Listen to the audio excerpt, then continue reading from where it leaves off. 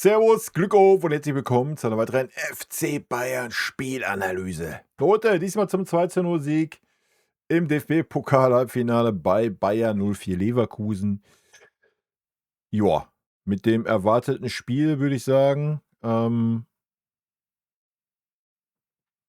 ich Leverkusener, hätte ich ein bisschen was zu erzählen heute. Zum Glück bin ich kein Leverkusener, sondern Münchner. Von daher, haben wir nicht viel zu meckern. Und bevor wir da reingehen, wie immer der Hinweis: Wenn euch gefällt, was ihr seht, hypen, liken, kommentieren, abonnieren, Glocke aktivieren, wenn ihr nichts verpassen wollt. Ja, gehen wir rein, ganz kurz. Ähm, von Minute 1 bis Minute 93 haben wir das Spiel dominiert und sind der verdiente Sieger. Das ist das Spiel im Einsatz. Das war ein Klassenunterschied heute. Ja, das muss man mal ganz klar so sagen. Leverkusen war zu keiner Zeit in der Lage, auch nur annähernd uns mal ein bisschen ernsthaft unter Druck zu setzen. Die 3 Pimmelschüsse, die da aufs Tor kamen, ähm, ja, der eine Schuss, ja, den Manu gut gehalten hat, das war alles, was ich gesehen habe von Leverkusen, ja. Und wenn man mal guckt, wie wir auch dafür gesorgt haben, dass Leverkusen gar nicht ins Spiel gekommen ist und wie wir danach dann aber auch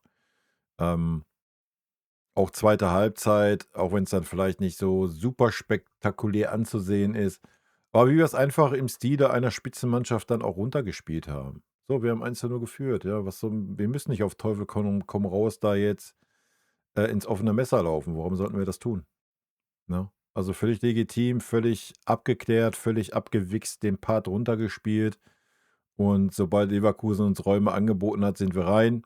Wir hätten das Spiel schon vorher closen können, sogar keine Frage. Wir haben genug Chancen gehabt, haben heute abschlussmäßig, 'n bisschen was liegen lassen, aber trotzdem hatte man ja in keiner Phase dieses Spiels, die Befürchtung: Scheiße, wir haben jetzt so viele Chancen liegen lassen, das wird sich noch mal rächen oder was?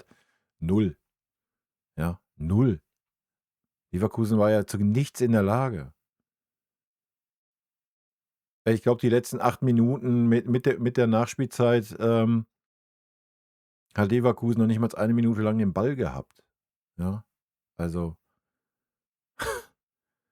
über was reden wir, ja? Wie gesagt, für mich 'n absoluter Klassenunterschied heute. Also, das hatte nichts von Augenhöhe von Bayer 04 Leverkusen und, man darf auch nicht vergessen, das war 'n Heimspiel, so, ja?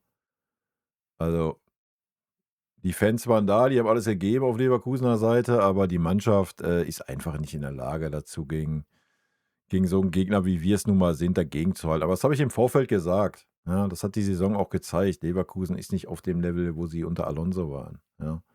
Also, die sind nicht in der Lage, gegen 'ne Spitzenmannschaft zu bestehen. So, ja. Natürlich habe ich auch gesagt, Tagesform, Schiedsrichterentscheidung, Spielglück, Blasülz, kann dann in einem Spiel, wenn's um ein Spiel geht, immer mal für irgendwas sorgen. Aber das war ja heute nicht der Fall, ja. Vielleicht 'n paar Worte zum Zweier.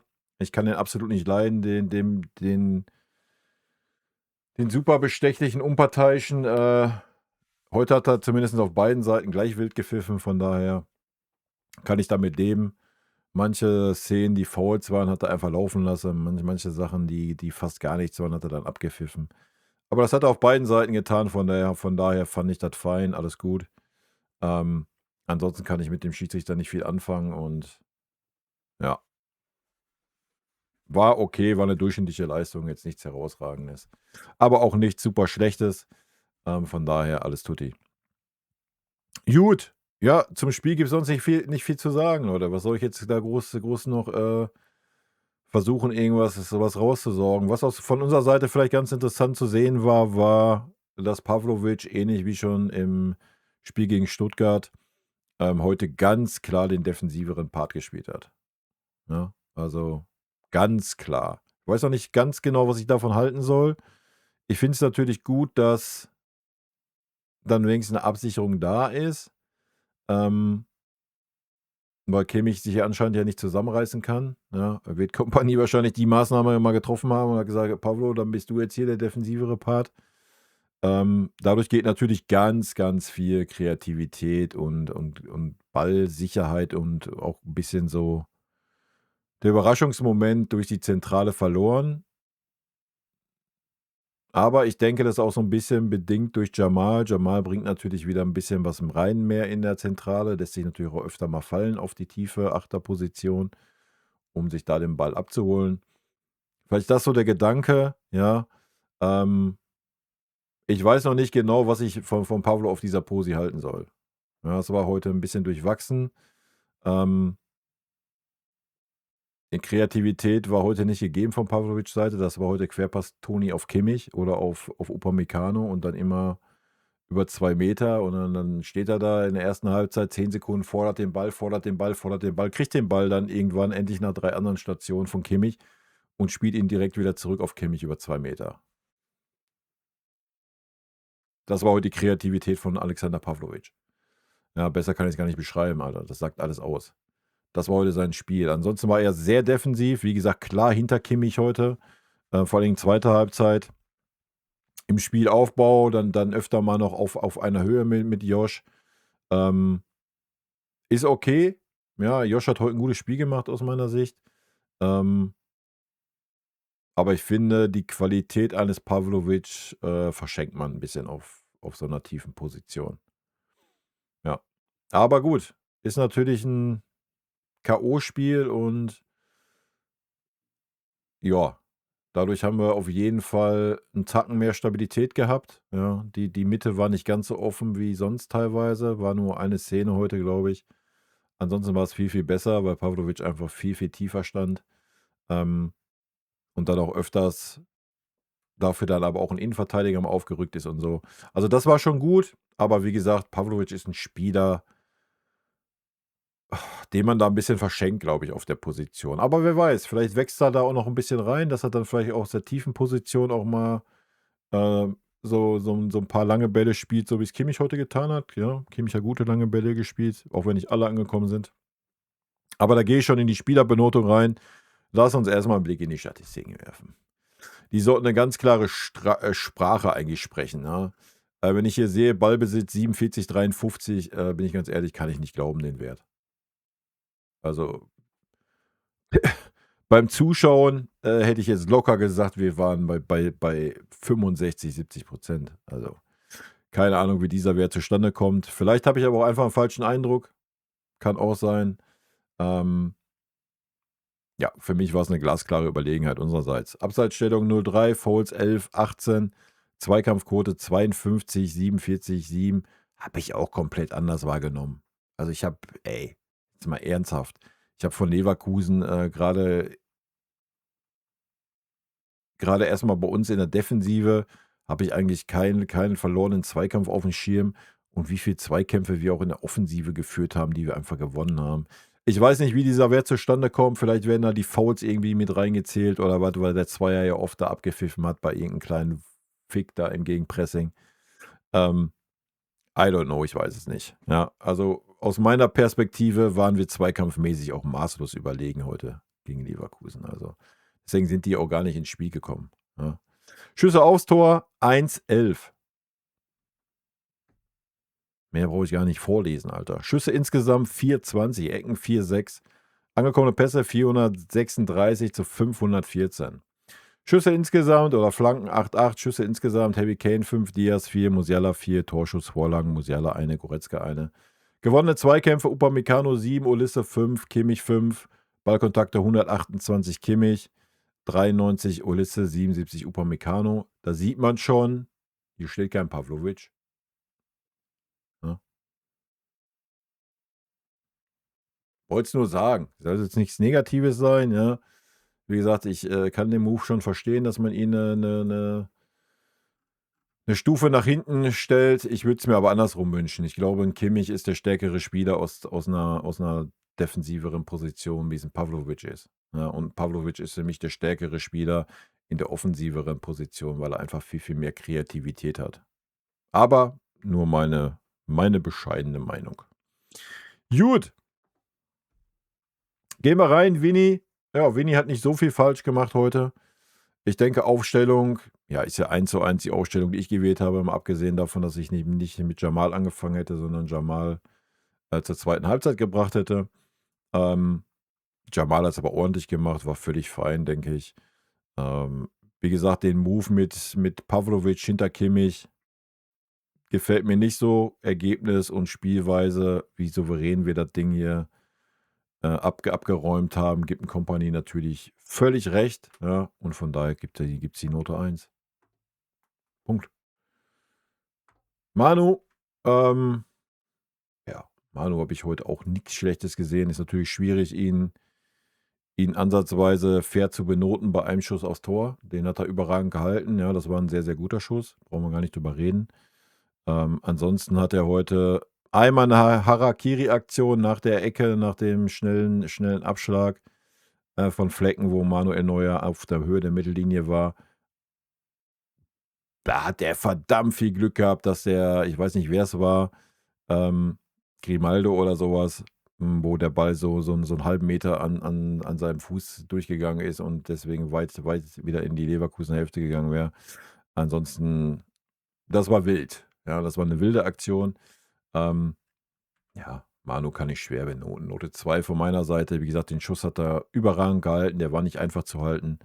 Ansonsten war er da, war immer auf der Höhe, hat sich keinen Fehler erlaubt, hat auch nicht die super riskanten Bälle heute gespielt, hat man auch ein, zweimal gesehen, wo er dann noch mal so quer auf Stanley gespielt hat, wo gegen Real der Fehler war. Hat er noch zweimal geguckt, ob da auch nicht wirklich noch 'n Leverkusener angestiefelt kommt. Das war völlig fein. Ja, da sind wir schon beim angesprochenen Stanley. Stanley war heute auf jeden Fall verbessert wieder, ja, im Gegensatz zu den letzten 2, 3, 4 Spielen. Viel aktiver heute wieder, viel versucht. Hat natürlich nicht alles geklappt in der Offensive, in der Defensive. Ja, fairerweise muss man sagen, also wie Defensive, also unsere Außenverteidiger waren ja nicht gefragt heute. Ja, also Stani schon gar nicht über seine Seite. Also erste Halbzeit, Leverkusen hat nicht stattgefunden in unserer Hälfte, Alter. Ja, also die ganzen Offensivspieler von Leverkusen mussten hinten verteidigen gegen Stani und Olisse. Also, ja, also auch schwer zu benoten. Stani hat es für mich aber sehr, sehr ordentlich gemacht. Note 2,5 von meiner Seite. War zwar nicht alles gut, aber war auf jeden Fall aufsteigende Form. Gut, Opa. Opa kriegt heute von mir die Note 1. Völlig schmerzbefreit. Ja, hat einen kleinen Wackler drin gehabt, den hat er selber wieder rausgeholt. Ähm, Ansonsten Upamecano heute ein überragendes Spiel. Ja, wir haben es doch gerade gesehen, bester Zweikämpfer, glaube ich, gewesen. Hat keine Zweifel aufkommen lassen von Minute 1, Gegenpressing, immer am Mann, immer den Ball gehabt. Wie ich schon sagte, Pavlo sehr, sehr defensiv, dadurch ist Upamecano aber auch 2, 3 Mal mit aufgerückt, aber auch nicht so weit wie letzte Mal, hat nicht so den Lucio gemacht. Heute war es sehr ausgewogen, sehr gut. Opa heute absolutes Biest. Ja, Jonathan Tah geht in 'ne ähnliche Kerbe, war nicht so im Fokus. Ja, Opa hat, mehr Zweikämpfe geführt, gerade erste Halbzeit, ähm, und war auch ein bisschen mehr im Spielaufbau integriert, wenn es darum ging, auch mal nach vorne zu gehen, mal zu pushen. Das hat Jonathan Tah nicht getan. Aber wenn er gefordert war, war er auch zur Stelle, ja, zweikampfmäßig, kopfballmäßig. Er hat viele lange Bälle weggemacht, mit dem Kopfball zum Beispiel auch. Von daher Note 2 von meiner Seite. Gut, dann haben wir Conny Leimer. Da ist er. Ja, Conny sehe ich ähnlich wie Stunny. Ähm, Umso länger das Spiel aber ging, war Conny super auffällig. So, die erste Viertelstunde, 20 Minuten hat er sich reingebissen gegen Vasquez, ja. Ähm, Das war ein heißes Duell, ja. Also, da war richtig Biss drin, da war Feuer drin. Danach war Conny super präsent, ja, hat sich wirklich aufgerieben, hat geackert, gemacht, getan. Ähm, ja, ich sehe 'n Tacken vor Stunny, Note 2. Gut, kommen wir zum König. Der König hat mir heute auch sehr gut gefallen, habe ich ja vorhin schon gesagt. Ähm, 1, 2 Kleinigkeiten, wo man vielleicht gesagt hätte: „Jo, geht 'n bisschen besser", ja. Kriegt von mir heute die 1,5. Ähm, Ansonsten war's 'n sehr, sehr starkes Kimmich-Spiel, ja. Wie gesagt, es tut 'n Josh gut, wenn er eine Absicherung hinter sich hat, ja. Ähm, Er ist einfach der Spieler, der er ist. So, er ist dieser Freigeist, ja, deswegen war es ja auch immer oder deswegen war der Hype ja auch so ein bisschen da so, wo Palhinha da war, ähm, und keiner von uns, der ein bisschen Ahnung vom FC Bayern hat, hat verstanden, dass ein Palhinha dann vor 'n Kimmich gespielt hat. Hä? Was war das denn für eine Aktion, ne? Und jetzt stellt man aber 'n Kimmich vor Pavlo. Wild, oder? Also, ich glaube, 'n Kimmich mit 'n Palhinha hinter sich, der defensiv da die Arbeit macht, könnte sehr, sehr gut sein, aber gut. Falsche Diskussion, falscher Zeitpunkt. Josh heute 'n sehr, sehr gutes Spiel gemacht. War da, hat versucht, mit nach hinten zu machen. Pavlovic war als Absicherung da, ähm, hat vorne gepresst, hat gute lange Bälle gespielt, hat ab und wann den Speed rausgenommen, die Ruhe reingebracht, aber heute im richtigen Moment, ja, ruhig geblieben, nicht fickrig geworden. Wir haben 1:0 geführt, schön runtergespielt den Stiefel, aber auch ein, zweimal den Ball auch mal direkt gespielt, ja. Hm, habe keinen großen Wackler gesehen. Einmal so 'n Hinschmeißer wieder, ja, den kann er sich einfach mal schenken. Zum Glück war's nicht in der eigenen Hälfte. Das muss er sich unbedingt mal abgewöhnen, diese Scheiße. Immer mit diesen auf 'n Boden werfen, weil man Kontakt spürt. Ich weiß nicht, wie oft er würde ich gerne mal 'ne Statistik sehen. Ich glaube, jedes Mal, wenn er das macht, ist die Chance, 70-30 gegen ihn, dass er 'n Freistoß kriegt, ja. Sollte er sich mal endlich abgewöhnen. Das ist zum Kotzen. Das ist definitiv 'n Kritikpunkt. Ansonsten habe ich heute nicht viel zu meckern an Josh. Ähm, Da kann er sich aber auch bei Pavlo bedanken, muss man auch so klar sagen, weil Pavlo ihm den Rücken schon freigehalten hat. Ja, damit kommen wir auch zu Pavlo. Wie gesagt, bei Pavlo tue ich mich super schwer, ihn heute irgendwie ernsthaft gut bewerten zu können. Wenn wir uns die Defensive angucken, hat das sehr gut gemacht, hat sich viel fallen lassen, immer wieder eine Dreierkette gebildet, hinten mit den Innenverteidigern. Aber auch wenn 'n Innenverteidiger aufgerückt ist, ist er hinten geblieben. Ähm, Ansonsten schon den defensiveren Part gemacht, wenn auch nicht komplett dann in der Zentrale, sondern immer auch so 'n bisschen auf der Halbposition, um sich dann aber auch zu stellen. Aber auch in der Zentrale, das war gut, ja, habe ich nichts zu meckern. Ja, relativ, ich weiß gar nicht, wann war die Karte? Ja, ist ja auch wurscht. Er hat da noch mal 'n Foul gehabt, wo ein bisschen knifflig war, aber ansonsten, hat er's gut gemacht.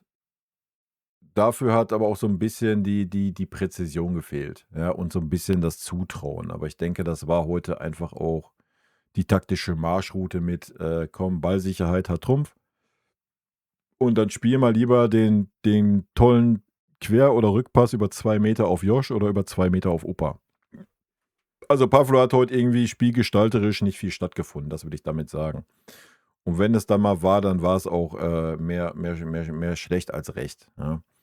Deswegen tue ich mich da ein bisschen schwer, ihn fair zu bewerten. Auf der einen Seite war es gut, auf der anderen Seite war es so mittel. Ähm, Keine Ahnung, da wir heute ein bisschen humaner sind, gibt's jetzt 2,5. Wie gesagt, den defensiven Part hat er sehr gut gemacht. Ähm, ja, mal abwarten. Ich bin gespannt, ob das die Zukunft ist, auch fürs PSG. Sehr wahrscheinlich, denke ich. Wobei, da wird 'n Kimmich wahrscheinlich auch noch mal 'n bisschen defensiver agieren müssen. Aber wir brauchen auf jeden Fall ein bisschen mehr Stabilität in der Zentrale und die haben wir heute auf jeden Fall schon mal gehabt. Obwohl man fairerweise sagen muss, dass Leverkusen auch nicht die Mittel oder die Qualität hatte, uns da ernsthaft unter Druck zu setzen, ja. Muss man auch fairerweise sagen. Also, das hat nichts mit Champions League-Niveau zu tun, was da auf uns zukommen wird. Gut, Michael. Michael hat 'ne sehr gute erste Halbzeit gespielt, zweite Halbzeit war so mittel, ja. Ähm, ja, da wir bei Pavlo heute die 'n bisschen humaner sind und auch bei Stani, ich meine, hey, wir fahren endlich mal wieder nach Berlin. Kriegt auch Michael die 2,5. Das Tor hat er natürlich super eingeleitet. Ja, erste Halbzeit war es echt eine gute Leistung. Zweite Halbzeit ist ja schon abgefallen. Ähm, Muss man ganz klar sagen. Hat sich aber auch gut aufgerieben in der ersten Halbzeit in ein paar Scharmützeln. Ja.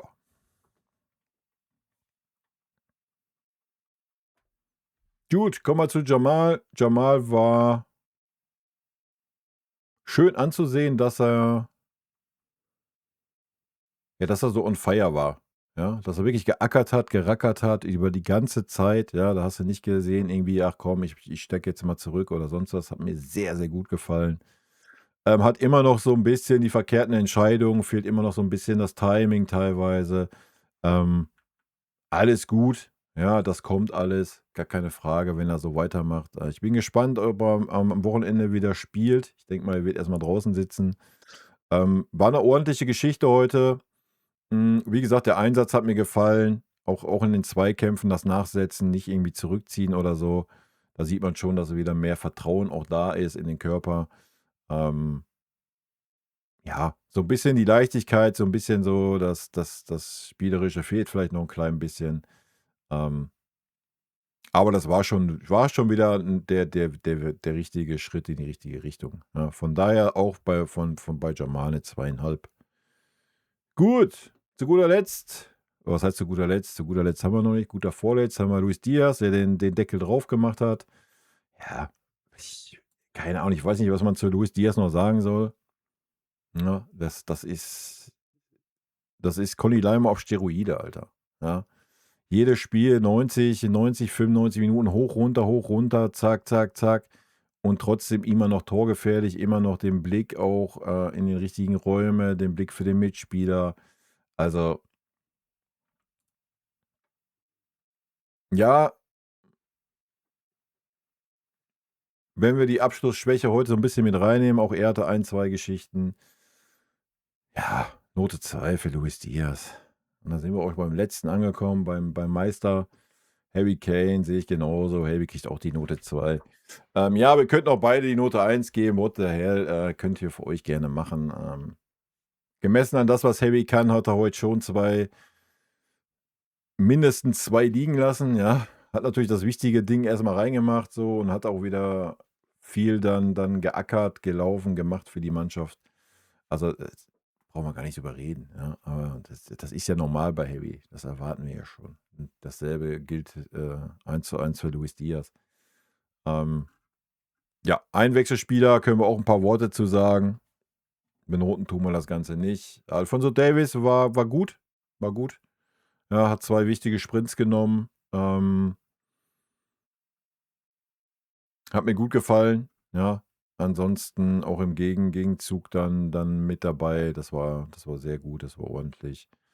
Ähm, Hatte mich erst gewundert, dass man Conny Leimer rausgenommen hat, weil Conny Leimer war für mich der Stärkere im Gegensatz zu Stunny, ne? Ich hatte eigentlich damit gerechnet, er nimmt Stunny raus und bringt 'n Conny Leimer noch mal über die rechte Seite und bringt da Alphonso Davies rein, hat dann Conny rausgenommen.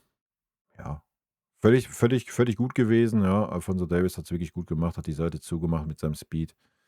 Das war völlig okay. Ja, Leon 1:1. Ja, Leon rein, gleich da, aber Leon ist eh heiß, hat man gesehen. Ja, auch wie er nach dem Spiel gefeiert hat. Der will sich ordentlich verabschieden, hat's heute gut gemacht, hat das Tor ja auch vorbereitet. Ähm, Nix zu meckern an Leon. War aber 'n bisschen anders, hat man gesehen. Leon hat nicht den klaren defensiven Part gespielt, wie's Pavlovic vorher getan hat, ja.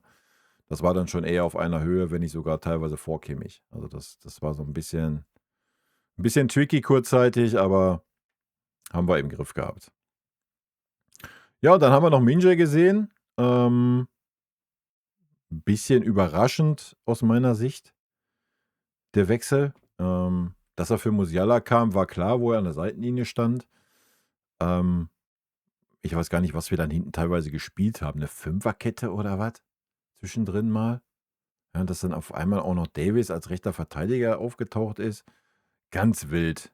Und dann war Minje Rechtsverteidiger und Stunny war rechts außen. Ganz wilde Formation, ja. Aber, ähm, ja, alles gut. Wie gesagt, Minje kannst du reinwerfen. Hatte einen kleinen Wackler direkt am Anfang, Minje, ja. Hat er selber nachgesetzt, alles ist gut. Ja, wie gesagt, Minje ist für mich auch 'n No-Brainer, kannst du jederzeit reinwerfen. Sehr, sehr konzentrierte, erwachsene Leistung einer Spitzenmannschaft war das heute insgesamt, ja, um das Fazit noch mal zu ziehen. Also, das war im Stile einer absoluten Spitzenmannschaft. Wir haben den Gegner von Minute 1 bis Minute 93 beherrscht. Ja. Klar hat Leverkusen, ich meine, wir haben auswärts gespielt, das hast du gar nicht gemerkt. Natürlich hat Leverkusen dann mal eine Chance und haben einen Schuss aufs Tor kreiert in diesen 93 Minuten. Also, das sagt eigentlich alles.